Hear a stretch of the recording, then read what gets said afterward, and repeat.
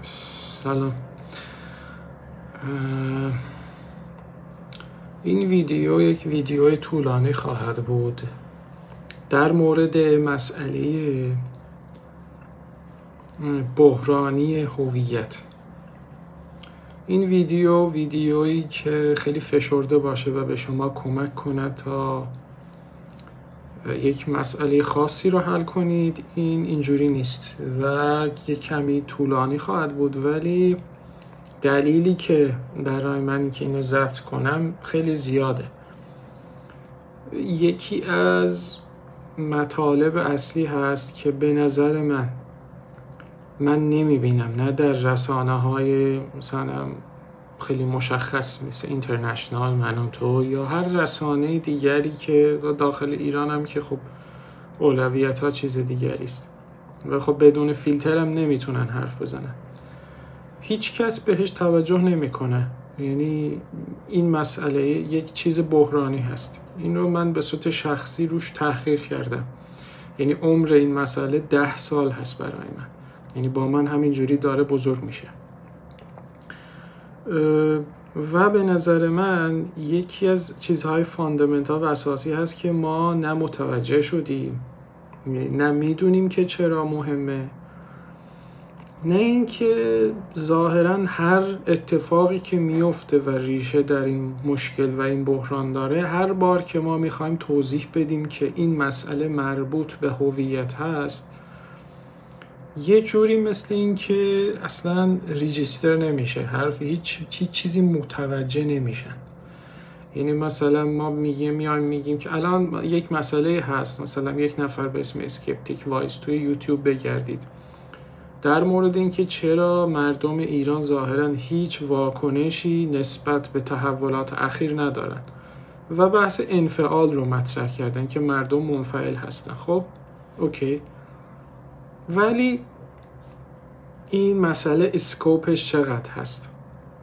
یعنی بازه‌ای که میتونیم در نظر بگیریم چقدر هست؟ تا کجا میتونیم بریم عقب‌تر؟ میتونیم 40 سال گذشته رو در نظر بگیریم، بریم عقب‌تر بگیم نه آقا به لحاظ تاریخی ما اصلا یه انفعال درونی داشتیم، در بعضی دوره‌ها کم شده، یه اتفاقاتی افتاده، جوشش‌هایی شده و یه حرکت‌هایی شده، حمایت شده و در واقع اون بازه‌های زمانی اندک استثناء هستن.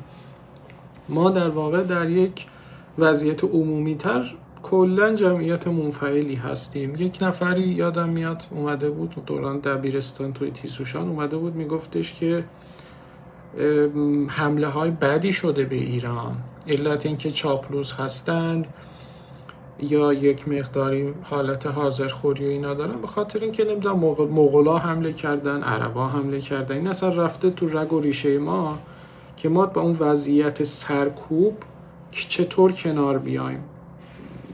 یعنی یه جوری راه باز کردیم برای خودمون که هم حالت سرکوب شدگی داشته باشیم، هم در واقع یه جوری زندگی و روزگار رو بگذرونیم. یه در واقع یه خصوصیت درونی هست. آنالیز کردن اینا خیلی زیاده. یعنی شما واقعا بخواید برید ته ریشه‌ش رو در بیارید، خیلی دیگه معلوم نیست تا کجا باید برید عقب‌تر. بعد عقب‌تر که رفتید چه میزان دیتا دارید، چقدر میتونید اینو بس اکسپند کنید، چه تحلیل‌های شما چون از لحاظ زمانی کانتکست زمانی رو آشنایی ندارید. چه روش دیگری لازم داره، لازم داره که ما به اون فاندیشن ها برگردیم. یعنی اون چیزهای مثلا یک کلمه است. میدونید هویت مثلا یک کلمه است، مشخصه و خیلی چیزها از این منشعب میشه، ولی خودش مشخصه چی هست. حالا بگذاریم از اینکه این کلمه مبهمه. من الان بگم هویت، یه سری چیزهای خیلی خیلی ساده میگن که خب مثلا هویت یعنی کیستی من و اینا. این نه، اصلا هیچ دردی رو دوا نمیکنه. بنابراین ما یه روش دیگری نیاز داریم. ما روشی نیاز داریم که فاندیشنال بحث کنیم در مورد مسائل. نمیتونیم فقط بگیم که الان مثلا من دکترم نگاه کردم گفتم الان جامعه ایران منفعله به خاطر مثلا 4 تا دلیل، نمیدونم learned helplessness، نمیدونم کانسپیرسی تئوریست، ماکیاولیسم، چه میدونم الگوریتم مزموریزیشن، اینا رو همه رو میتونیم بگیریم. ولی اینا همشون علت این که اینها اثر میکنن و یا اثرشون در حد فلج کردن جمعی هست، یا مثلا عامل کووید رو کسی مثلا نمیگه که کووید آخرین تقلاهایی که به نظر من بشر تقلاهای اشتباهی داشت میکرد، آخرین تقلاهای اشتباه برای رسیدن به اهداف اشتباه رو کلا ناامید کرد دیگه. یعنی مردم الان در لیمیت مسائل بدویشون دوباره برگشتن در اون محدوده مسائل بدویشون زندگی میکنن. اون تصویر بزرگ و نمیدونم برای اهداف آرمانهای بزرگ بشری و اینا رو ول کردن. یکی از دلایلی که اصلا گلوبالیسم هم ورشکسته شد اینه که کووید تلنگر زد، گفت آقا خیلی زود ممکنه بمیرید، دنبال اهداف بلند نرید. بنابراین ما نمیتونیم الان مخصوصا وقتی که بحث میشه ما یه چیزی رو باید بسازیم، یعنی کانستراکشن، باید یک وضعیت سازنده داشته باشیم. این ایده کلی منه، گرایش منه، تشخیص منه. ما باید یه چیزی رو بسازیم. چیزی که میسازیم نمیتونه فقط یک تشخیص درمان موضعی باشه. ما باید یه چیزی رو مطرح کنیم که یک دورنمایی به ما بده، به ما بگی که مثلا اگه من این رو فهمیدم یه مشکل دیگر تاریخی هم ممکنه شانسی برای حل کردن پیدا کنه. یعنی فقط الان نیست. این گرایش کلی من بوده. یعنی من همیشه سعی می‌کردم مثل فاندامنتال مشکلات رو ریشه یابی کنم و حل کنم، چون وقتی که در وسط حل می‌کنید مسئله رو، یه نفر از راه میرسه و یه تلنگری میزنه، یه حرف بیخودی میندازه وسط، یه کار ناجوری میکنه و جمعیت رو کلا پراکنده میکنه و هر مومنتومی هم که ساخته شده از بین میره.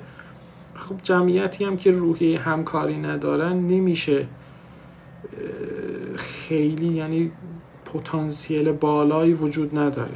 یا ما باید در جوامعی مثل ایران یک حکومتی داشته باشیم که خیلی وقتها برخلاف میل اکثریت سرمایه ها رو به سمتی جاری کنید که روحیه کار گروهی تشویق بشه، روحیه سازندگی و مثبت تشویق بشه، که به خاطر محدودیت ها و اون تناب هایی که به اون خود اون حکومت بسته شده به سری چیزهای پاسخگو هست، چون اون تناب ها میکشن، اجازه نمیدن به صورت فری اسپریت نمیتونه عمل کنه گاورنمنت. بنابراین کانسترینت داره، میکشتش، نمیذاره خیلی هیومانیستیک و نمیدونم آلترویستیک نمیتونه عمل کنه دولت. بنابراین محدودیت های خود دولت هم ترمز میزنه. در واقع هی بهش میگن پرکتیکال باش، پراگماتیست باش، عملگرایانه باش، نیازها رو باید تامین کنی، رأی که میگیره فلان فلان. حالا تو کشور ما هم که خب رأی مستقیم ندارن، چه شاه که از طرف خدا بوده، چه الان وضعیت امروز هم با اینکه یه مقداری از اون کانسترینت ها رو دوست داره که رعایت کنه یا بگی که ما داریم، ولی نسبت بگیریم بازم یعنی حالت هدایت از بالاست، همیشه بیشترینه. هر چقدر محدودیت منابع بیشتر بشه مجبوره یه سری واکنش های نشون بده، ولی بیشتر همون هدایت از بالاست. و خب اینا به غیر از اون دوره قبلی که من معتقدم که این کار رو در واقع جزو استثناءات هست که داشت این کار رو میکرد، در این دوره نیست، خبری نیست. از لحاظ تاریخی قبل ترش هم بریم همچین چیزی حالا خیلی هم نبود، اون زمان همچین ایده‌ای وجود نداشت. بنابراین به غیر از اینکه دولت این کار رو بکنه، به لحاظ اجتماعی من یعنی هر چیزی هم بوده خیلی ساده فیل شده. یعنی اگر یه مقداری حالا بگیم که 100% آپرسیو نیست این سیستم، ولی یه درصدی که آپرسیو هست اون خیلی راحت از کار انداخته این چیز رو. یعنی اونقدر ریشه ارگانیک، ریشه درونی نداره در جامعه. موضوع دقیقاً علت این که من میگم باید به مسئله هویت پرداخت بشه این هست. هویت نیروی موتور محرک است. هویت زاینده است. خب به صورت ذاتی خاصیت پیشرونده داره، انگیزه دهنده داره. خب حالا بریم سر هویت که هویت چی هست؟ هویت رو نمیشه به صورت کتاب مثلا 300 صفحه‌ای نمیتونیم توی چند دقیقه بیاریم پایین. حالا سوادش هم من ندارم، اما همیشه به صورت موضعی از طریق مشکلات تاریخی که بوده، مشکلات تاریخی که هست، با اون ارتباط برقرار کنیم و از این طریق بریم جلو. مسئله اینه. مشکل تاریخی که ما داشتیم و الان داریم، مثلا میگن که آقا مردم ایران مفخورن، میگن که حاضرخورن، میگن که به هیچ کس اعتماد نداره، دروغ میگن، لایکشن، دو دوزه بازن، دروغ‌های عمیق چند لایه میگن، حتی به خودشون دروغ میگن. این مسائل هست، همش هست. و به لحاظ فرهنگی جزیره هستیم، خودخواه هستیم، خودشیفته هستیم، به هیچ وجه به توافق نمیرسیم، نظر بغل دستی و اونوری رو اصلا قبول نداریم، هر کسی فکر میکنه که بهترین ایده رو خودش داره. همه این مسائل هست، ولی هیچ کس نمیدونه چه کار باید بکنه. هیچ کس نمیدونه که ما اینو چجوری حلش کنیم، ما چجوری بریم سراغ این مسئله. من تجربه خودم رو میگم، تجربه 10 سال گذشته، تجربه تحقیقی که در مورد پهلوی داشتم. به نظر من چرا دوران درخشانی بود، چرا یه سری کارهای فاوندیشنال زیربنایی شد، جواب گرفت، چرا رأی تأیید تاریخی رو الان گرفته این کارهایی که شده، این ساختهایی که ساخته شده، مسائل اجتماعی که به اصطلاح بهش پرداخته شده به صورت بلند مدت و چرا تایید گرفته، چرا الان خیلی شکایت میکنیم که آقا فلان بوده، الان ببینید چی هست وضعمون، چرا تایید گرفته. یکی از عنصرهای مشخصش این بود که به صورت هویتی عمل میکرد. یعنی هویت ایرانی، هویت چیزی نیست که شما بتونید در خلا نگهش دارید. هویت یه چیزی است که خیلی مستقیم به شما وصله.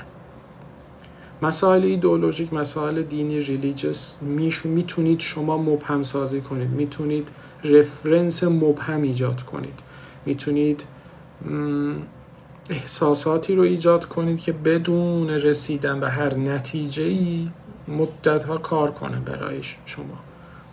اینا همش هست، ولی با هویت نمیتونید این کار رو بکنید، چون هویت مشخصاً با شما اتصال داره. هویت به صورت مشخص و مستقیم نتیجه و برآیند داره. خب هویتی که هیچ فایده‌ای نداره به چه دردی میخوره؟ ما الان در مورد میگیم آقا هویت شما چی هست و میگیم خب من ایرانیم.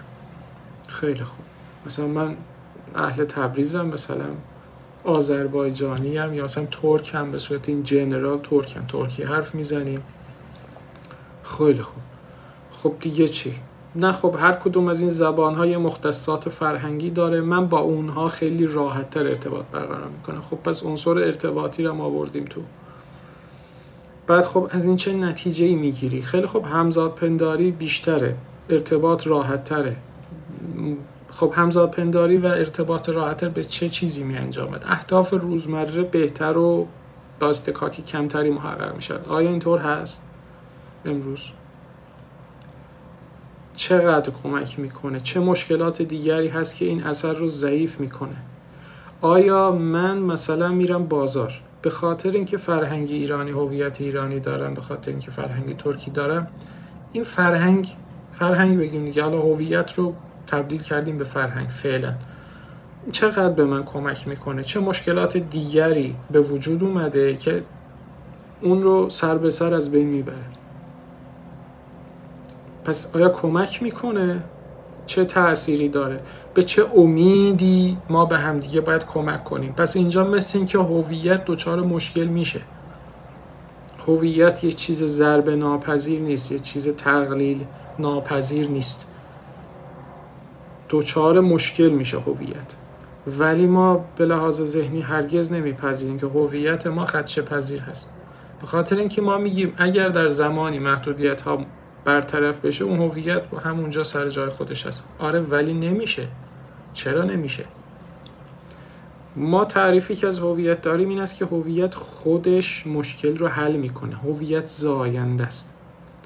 هویت قوه خلاقه شما رو راه میندازه. هویت حالت تولید به ذات داره. شما انگیزه دارید که برای چیزی بزرگتر کار کنید. هویت یعنی این. و این کار شما کار انسان دوستانه است، کار بشر دوستانه است، کار نوع دوستانه است. هم نوع دوستان هستن بگیم، بحث مرزهای کشوری و مثلا قومی و اینها، مثلا زبانی و اینا، فرهنگ. بنابراین فرهنگ یک فانکشنی داره، شما رو نزدیک میکنه. ما آدم‌هایی با ذری‌پوشی‌های متفاوت داریم. این آدم‌های با ذری‌پوشی بالاتر ممکنه مغرور بشن، بگن این پایینی وظیفه‌ش اینه که مثل برده برای من کار کنه. چه چیزی باعث میشه این اتفاق نیفته؟ چه چیزی باعث میشه که ما بگیم که نه، من خودم رو بخشی از یه چیز بزرگتر میبینم، حتی اگه باهوشتر هم باشم باید هوای پایینی رو داشته باشم؟ چه چیزی؟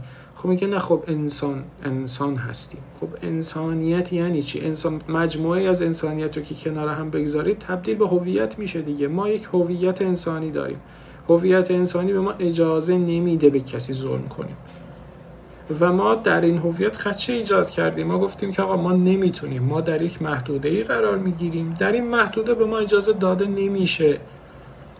اگر ما بخوایم منافع خودمون رو در نظر نگیریم هیچ وقت دیگه به اون منافع خودمون نخواهیم رسید، چون به تعداد انسان‌هایی که میشناسیم مشکلات هست، باید این مشکلات رو حل کنیم و نمیشه. به لحاظ ایدئولوژیک ما به نتیجه میرسیم که نمیشه، ما باید به فکر منافع خودمون باشیم. خب پس این هویت از کار میفته دیگه. اینجا هویت چیزی است که به تو میگه هست پس هست، هیچ توضیح دیگری نداره، تو خودت، هویت به تو وصله. این هویت الان دوچار تخلخل هست، دوچار اضطراب هست، دوچار سردرگمی هست. من به خاطر چه چیزی یه کاری رو باید انجام بدم؟ اون چیز چیه؟ کجاست؟ نمیدونم.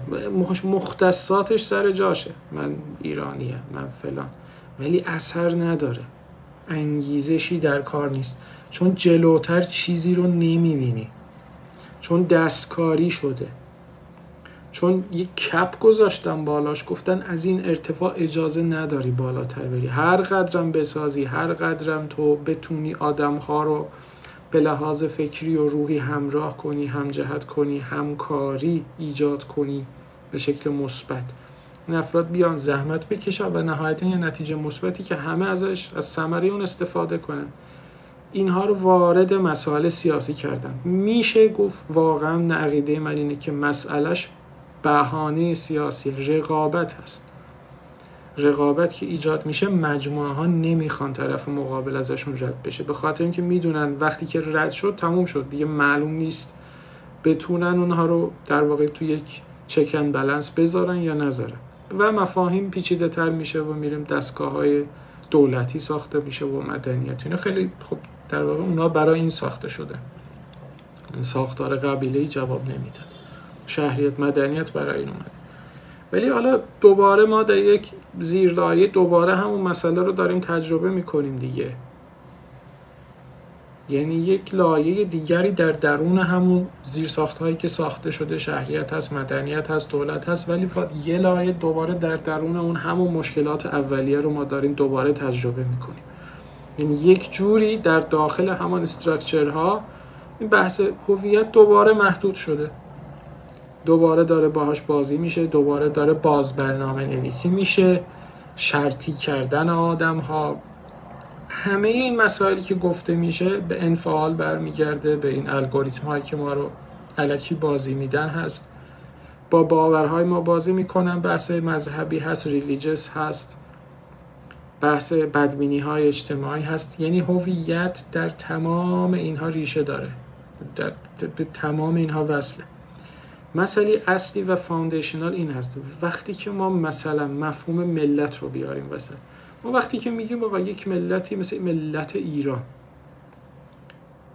خب ما وقتی میخوایم بهش اشاره کنیم به خصوصیتاش اشاره میکنیم، ولی به صورت ضمنی، به صورت اون عادتی که داریم، فکری که میکنیم، ما هیچ وقت با خصوصیات ملت ایران نمیشناسیم. ما یک تصویر منسجم در ذهنمون داریم، وقتی که میگیم ملت ایران در صدم ثانیه اون تصویر رو میبینیم. اون هویت اونه، هویت زنده اونه، اون تصویر کلی هست که در یک ایمیج، یک تصویر چند بعدی، چند هزار بعدی، ما همه اون رو در یک لحظه داریم به صورت یک رفرنس ذاتی و آنی. در لحظه ما اینو تو ذهنمون داریم، هممون به مرور زمان اینو ساختیم، میشناسیم، از همدیگه گرفتیم، اضافه کردیم، کم کردیم، ادیت کردیم. هیچ وقت کسی نمیاد بگی که آقا ایرانی یعنی بد. ایرانی رو نمیگه بد، همه ناراحتن، میگن آقا ایران یه سری خصوصیات بدی داره، یه سری خصوصیات خوبی داره. الان خصوصیات بدش کاملا مثل این که غلبه کرده و از پا انداخته. نمیگی ایرانی به کلیتش یعنی بد، نمیتونی اینو بگی. اون یه چیز مجموعه خیلی بزرگیه. بد داره، خوب داره، میتونه خوب بدرخشه، میتونه ضعیف باشه. وقتی که ما میگیم مثلا ایرانی های توی آمریکا، نمیدونم توی ناسا فلان، خیلی همه جای جهان میدرخشن، به خود ایران که برمیگرده همه اینجوری میشن. خب پس این چه اتفاقی میفته؟ خوب و بد داره دیگه. مسئله اینه چه اتفاقی میفته که ما در یک بازه محدود دوچار مشکلی میشیم که یک تصویر کاملا منفعل، یک تصویر کاملا بیخود، مفخور، مفبر. و من به شدت با این مخالفم که در تصویر تحلیل نهایی یه نفر میاد میگه که آقا اصلا کلا ایرانی‌ها همشون مزخرفن. این یعنی همه مثل این که خودشونو دارن آماده میکنن که بیان یه حقیقت بزرگی رو در مرحله نهایی اعتراف کنن که نه دیگه، حالا که دیگه هممون هم دیگه رو دیدیم و به نتیجه رسیدیم که ایرانی یعنی مزخرف، این فکت بزرگ بیان رونمایی میکنیم که ایرانی یعنی مزخرف. این هم یکی از بچگانه ترین و احمقانه ترین کارهاییه که بزرگانی که خودشون رو بزرگ میپندارند و بچه هستن هی دوست دارن تکرار کنن. ایرانی یعنی مزخرف، احسن، آفرین، این همه زور زدی. این ترجمهش اینه: من آدم خودخواه و خودشیفته‌ای هستم، اصلا نیازی نبود و لازم نبود، نباید، مجبور می شدم به این فکر می کردم. حالا که به اجبار یه دی منو مجبورم کردم به این فکر کنم، یه 2-3 باری که تلاش کردم دیدم نمیشه، اونقدر اصلا بی خیال و فلان هستم.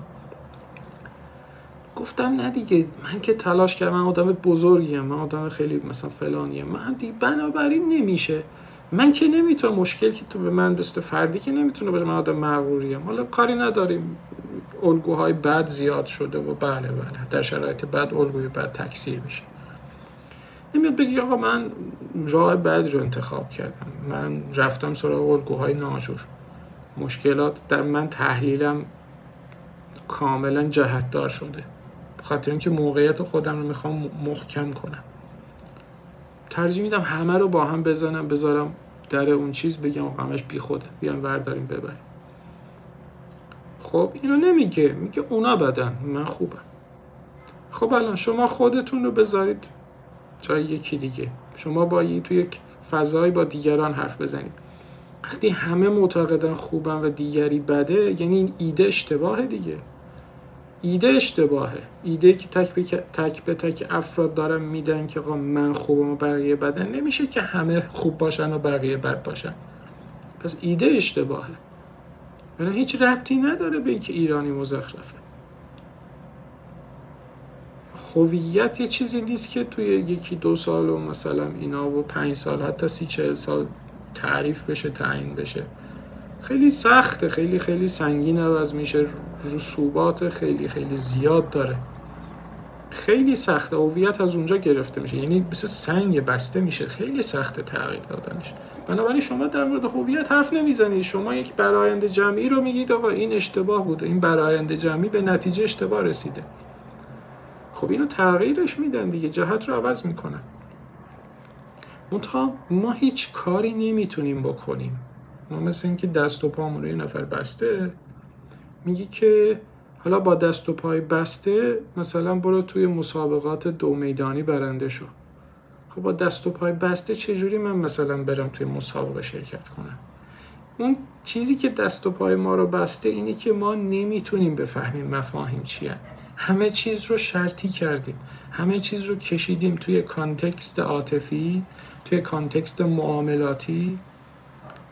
پردازش دیتا و محتوا و فهم، همه اینها رو شرطی کردیم، شروط احساسی، شروط اگر این در این لحظه در اینجا به نتیجه رسید معتبر است، نرسید تموم شد، کاملا از اساس بی‌اعتباره. یعنی یه وضعیت عاطفی، عصبی، هیجانی، ناراحتی ساختیم و همه چیز هم بر اساس منافع کوتاه مدت خیلی هم عصبی و شدید مثلا ایوالویت ما ارزیابی میکنیم که الان نشو خفه شد، دیگه حرف نزن، من باید به هدفم برسم. یعنی به خاطر اهداف کوتاه مدت تمام اون تصویر بزرگ رو سوزوندیم رفته. و مسئله اینه هی آینه هایی هم میفته جلوی ما، میبینیم جنگل داره میسوزه. اون روز نوشتم الیت ایران داره میسوزه. ظاهرا الیت همه کار است دیگه، الیت هم هیچ کاره شده، داره الیت میسوزه دیگه. جامعه که داره میسوزه، شما نمیری به کارگر بگی که پاشو بیا جامعه رو عوض کن، الیت میسوزه. یعنی یه مملکت وقتی میسوزه، جامعه میسوزه، این الیتش داره میسوزه. همینه دیگه. یه آینه هایی هم میذارن جلوی ما که ببینیم و بفهمیم چیه، ولی کاری نداریم به خاطر اینکه اولویت رو دادیم به این که ما در زمان کوتاه مدت به اهداف خودمون برسیم. جزیره شدن این مسئله ماست. ولی چرا این اتفاق میفته؟ به خاطر اینکه ما به مفاهیم بزرگتر بدبین شدیم. هیچ شخصی حاضر نیست بیشتر از یک حدی هزینه کنه. تک و توک آدم هایی هستن و اگر هم نیت خیلی داشته باشن پنهان میکنن، به خاطر اینکه میگن پخمه است، به خاطر اینکه نمیخوان آدم با ارزش خوب دیده بشه، مجبورن ارزش بد روش بذارن چون خودشون اذیت میشن. مجبورن بگن پخمه است، مجبورن بگن بیچاره است، مجبورن، چون اگه نگن یعنی خودشون آدمای بد و خودخواهی هستن. مجبورن بگن آدم پخمه است، بیچاره است، اگه میتونست این از منم بیشتر میبرد. همه اینجوری نیستن، همه آدم خوبی نیستن، ولی هستن. ولی اون آدم‌های کم اثر نداره، چون دستکاری شده، یه سری چیزهای تغییر کرده. چه چیزی تغییر کرده؟ چه چیزی دژ دفاعی هست. ما وقتی که در مورد ملیت حرف میزنیم، دژ دفاعی یک ملت فرهنگشه. فرهنگ یعنی هویت. در نتیجه دژ دفاعی هویت رو رد کرده، یه نفر رفته جلوتر، یعنی هویت ما رو دچار اختلال کرده. اون چیزی که اتفاق افتاده ما این است، ما الان دچار اختلال هویتی هستیم، ما دچار بحران هویتی هستیم. ایرانی نمیدونه کی هست. شما برید در تمام دنیا، ایرانی از ایران مهاجرت میکنه میره در یک کشور خارجی، چه اتفاقی میفته؟ بعد از یک مدتی سعی میکنه اصلا قایم کنه ایرانی بودنش رو. الان اینو اومدن مثلا درست کردن، خود دولت هم هی چیز میده بهشون، سوبسید یواشکی امنیتی اطلاعاتی. نه دیگه، نه، باید ایرانی ها رو به رسمیت به احترام بذارید. اینو بعدم فهمیدن. همون اول چرا نفهمید؟ به خاطر اینکه کاری نداره با این چیزا، به خاطر اینکه هویت اصلا مهم نیست براش. چرا اومد مجسمه ساخت؟ چرا این کارا رو دارن میکنن؟ چون مسئله هویتیه. اصل کار اون اصطلاح اون چیز ستون وسط، اون چیزی که همه کل چیزو نگه می‌داره، بحث هویته و اونم چیزی نیست که به این راحتی خم بشه، شکسته بشه، ولی اختلال میشه درش ایجاد کرد. بدفهمی گسترده میشه ایجاد کرد. میتونید از کج‌فهمی‌های عمومی استفاده کنید و همه رو دچار بدفهمی کنید. این کارها میشه کرد و انجام شده. در واقع تنها مسئله ما هویت هست. هویت رو تبدیل به جنگ سیاسی کردن. وقتی که با پهلوی جنگیدن نگفتن که پهلوی مثلا خودش یک مسئله است، مسئله هویت ایرانی مسئله دیگه. اینو به صورت یک پکیج زدن رفت. کسی نگفت چرا با هویت ایرانی اومدن هویت شیعه ایرانی ساختن، هویت نمیدونم امتی ایرانی ساختن. یعنی جایگزین پیدا کردن و اون قسمت هایش که نمیگفت رو حذف کردن. در تصویر عمومی حذف شد دیگه. الان دوباره اومدن از ساسانی، از المان‌های دیگه ملی گرایی. یعنی اولویت نیست. اولویت اینه که یه چیز دیگه کارش بره جلو و هزینه‌ش هم مهم نیست.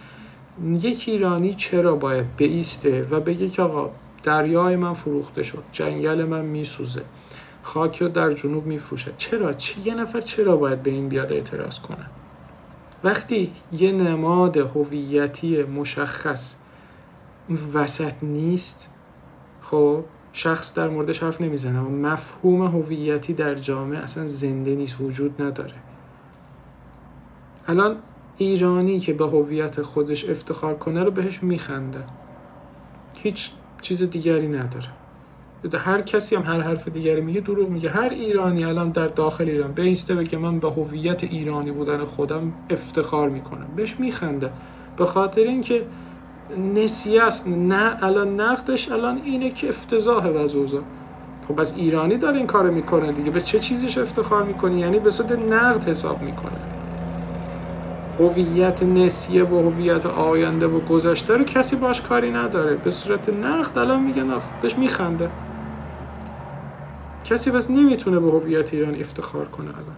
چرا نمیتونه؟ به خاطر اینکه عملاً چیزی در مورد هویت ایرانی الان نیستیم وسط.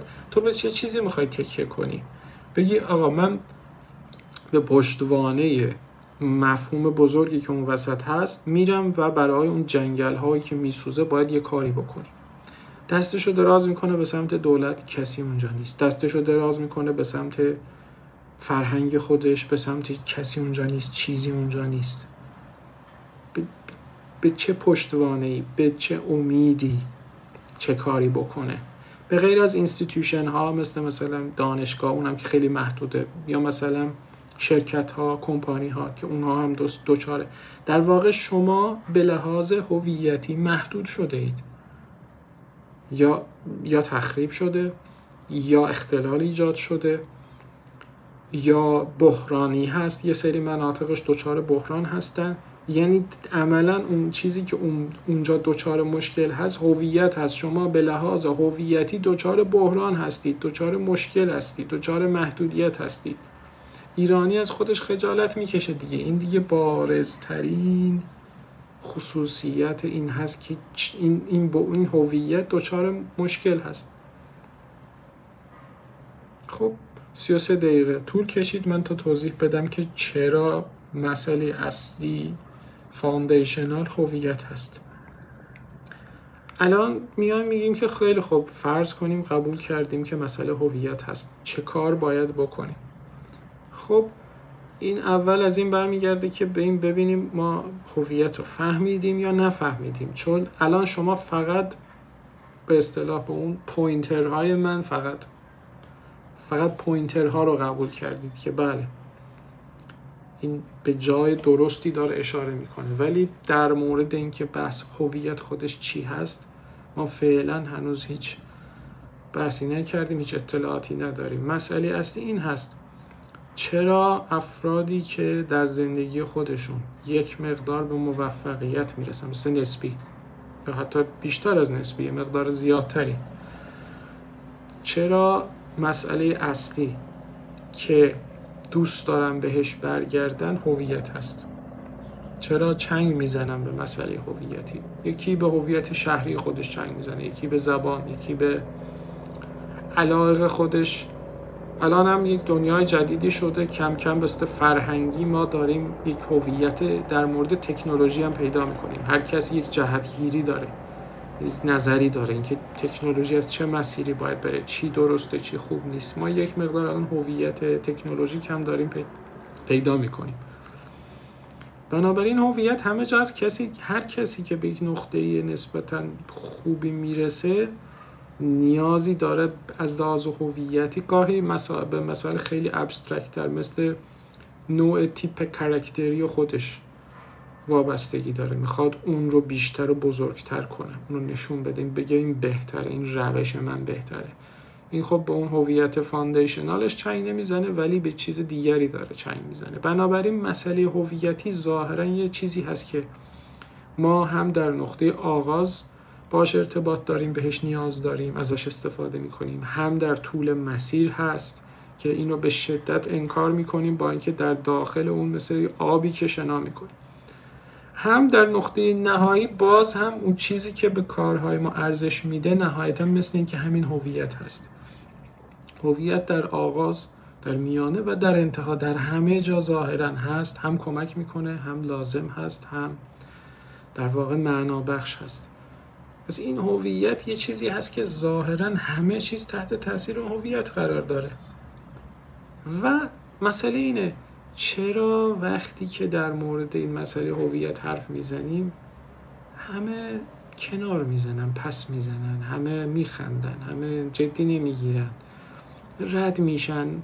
من ارزیابی عمومی به صورت متوسط این هست که وقتی در مورد هویت حرف زده میشه دو تا اتفاق میفته. یک، یا چون درک خوبی نداریم کنار میزنیم، متوجه نیستیم که هویت چیه، چرا مهم مثلا هست، نیست، یعنی چی.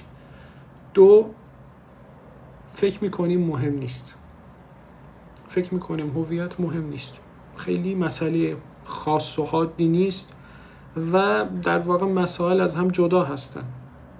به دلیل هویت اتفاقی نمیفته. هویت صرفا یک چیز انتزاعی هست، بعداً ساخته میشه و مثل چیز لوکس میذاریم اونجا، مثل یک ظرف مثلا چینی لوکس میذاریم اونجا، میبینیم و خوشمون میاد. یعنی ذهنیت در مورد هویت این هست، فانکشنال نیست، در تمام طول مسیر با ما نیست، ما رو کمک نمیکنه، ازش کمک نمیگیریم، معنا بخش نیست، انگیزه دهنده نیست، هیچ کدوم از اینا نیست ظاهرا.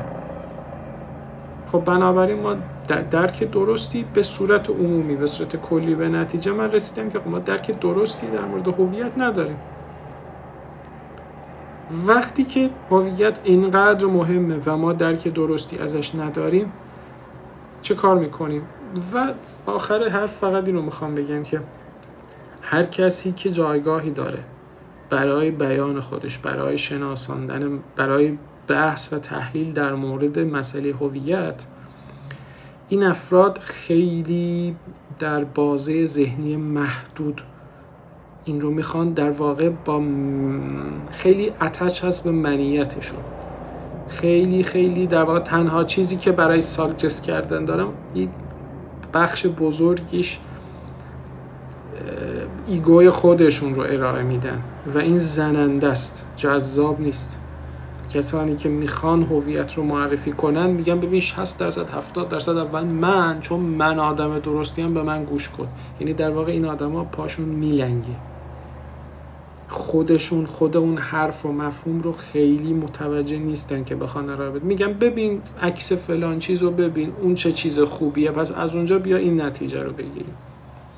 خب اینا هر کسی قبول نمیکنه، اینا توضیحات سلیقه‌ایه.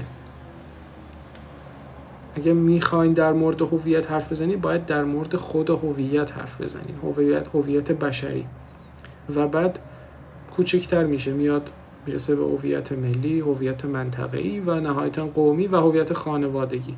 یعنی هویت یه چیزی است که مشخصه، ما از طریق اون شناخته میشیم، از لحظه‌ای که به دنیا میایم با اون هستیم.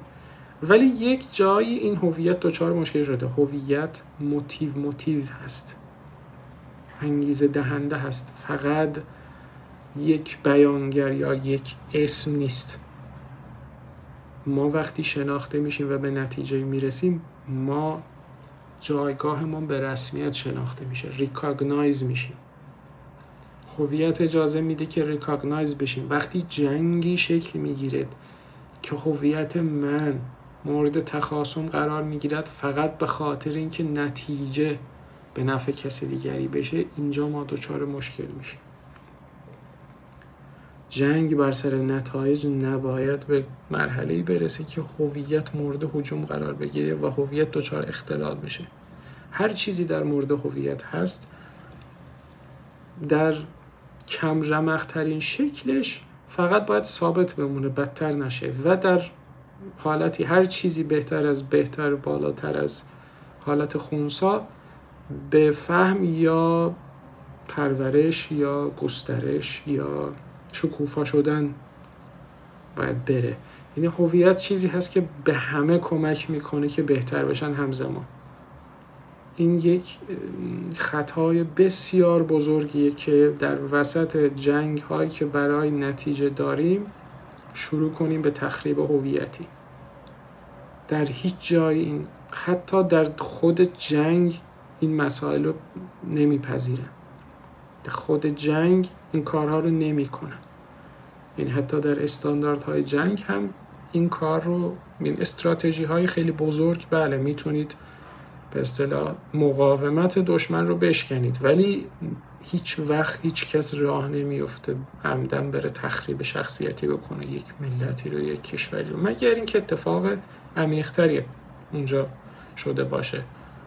یعنی حتی برای تریتوری و برای اتوریته وقتی که می جنگن، جنگ رو به بحث هویتی نمی کشونن. این مشخصه، یه چیز مشخصی است.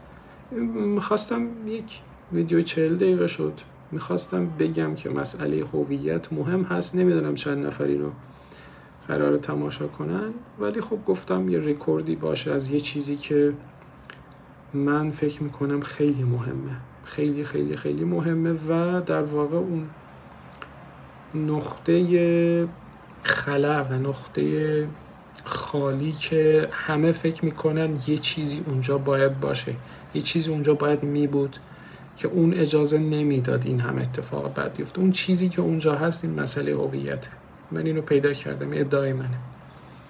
اینو میذارم اینجا، حالا نمیدونم چند نفر گوش کنم، ولی بهتر اینه که ای کاش که گوش داده بشه.